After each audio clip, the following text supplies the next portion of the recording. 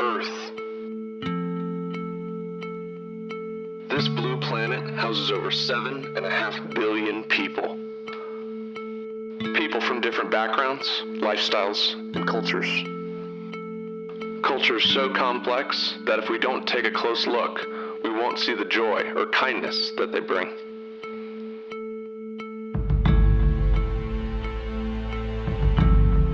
I'm mostly looking forward to growing closer to my family and traveling and seeing new perspectives and places that I've never seen or can't not see in Fort Collins. I guess that's the U.S.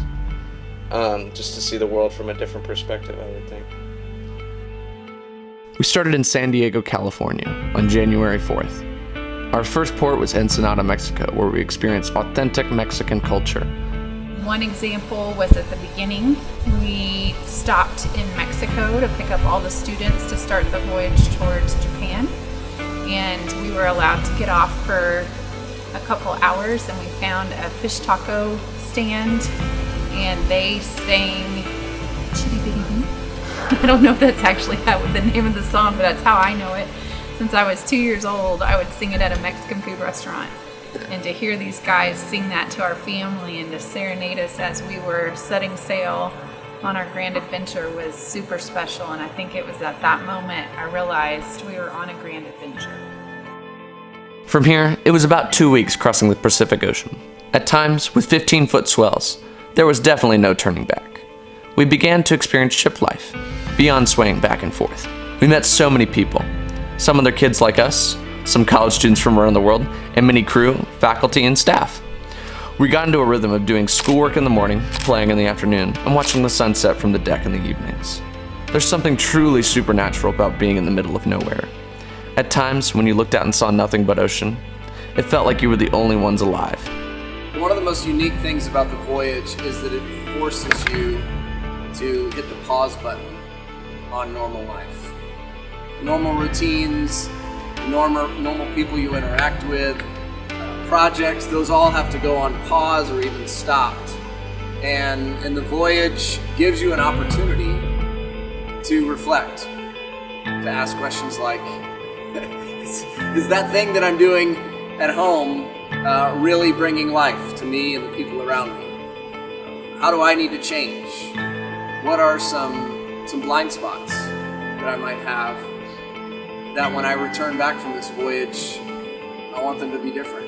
And so just the beauty of hitting the pause button on life and going on this adventure and engaging in all these other cultures with my family and with all these students was really a tremendous opportunity to do just that. To pause and reflect, think about life, and then kind of return with a cleansed palate for life. We finally landed in Kobe, Japan. We took the bullet train to Kyoto, and there we found a love for karaage, a Japanese-style fried chicken. The Japanese have such a unique culture of elegance, humble service, and ritual. Their attention to detail is masterful, from the intricate paintings of their ancient temples to the way they hand a receipt for candy back to you in the 7-Eleven. Meeting foreign people on Semester C was really hard for some of us from all poverty, but also very happy. Seeing how happy they were at their homes and how happy they were just doing their thing. In every country when we were meeting them, they welcomed us very warmly, and they were super nice to us when they welcomed us. Even when we were eating dinner, they kept on playing with my hair. They were really nice to all of us. Not every moment on this journey was sunshine and roses. We saw countless villages that have been destroyed by poverty, and so many people living next to or in garbage. This voyage has helped me grow in my ability to grow as a photographer and telling a story through a lens. We saw villages that were made just of scrap metal and grass. We saw people barely trying to scrape by selling what they could. I've seen dark places where slaves were abused and murdered and carted away from their families. I saw the horrible effects on the Vietnamese from the war, and yet also their warm generosity to forgive and share their culture with us.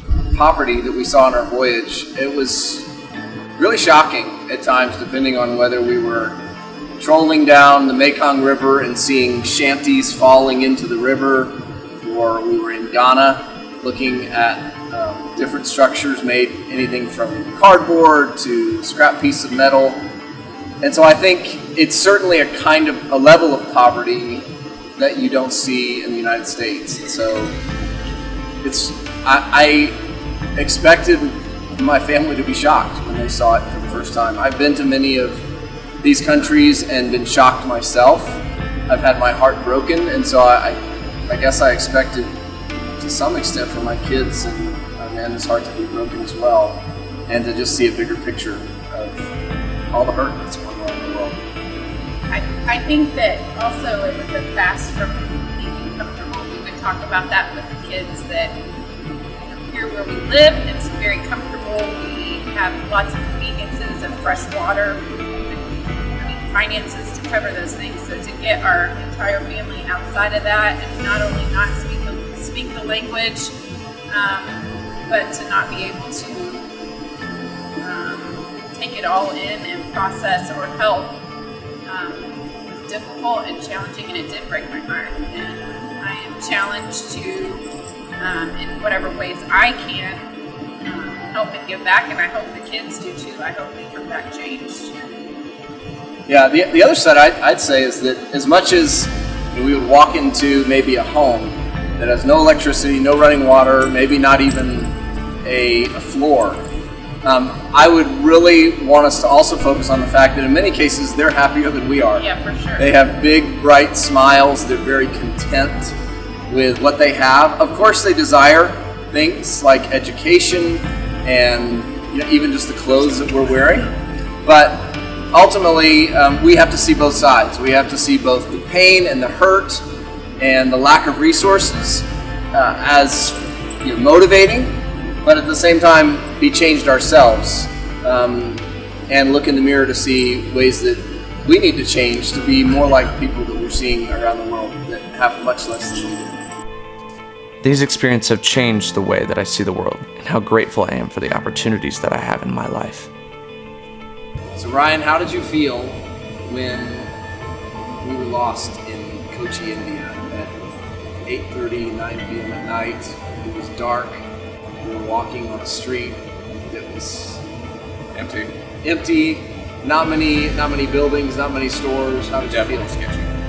Definitely a mix of feelings. I feel like mostly like a little bit of like paranoia, like seeing myself seeing so many spy movies or action movies. I'm like, man, these are where the bad guys live. So your thoughts were things like, someone's gonna hurt me, someone's gonna attack me, we're gonna get mugged. Yeah.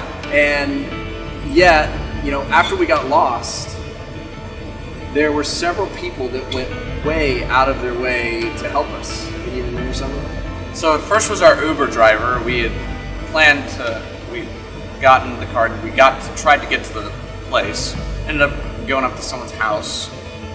And so he decided to go past what he had said and help us, which was huge for what he did. Yeah, I offered to pay him a tip, and he refused the tip multiple times and just all smiles. And this was like 20 minutes or so after what our initial drop-off was supposed to be. And so he wasn't going to get paid anymore.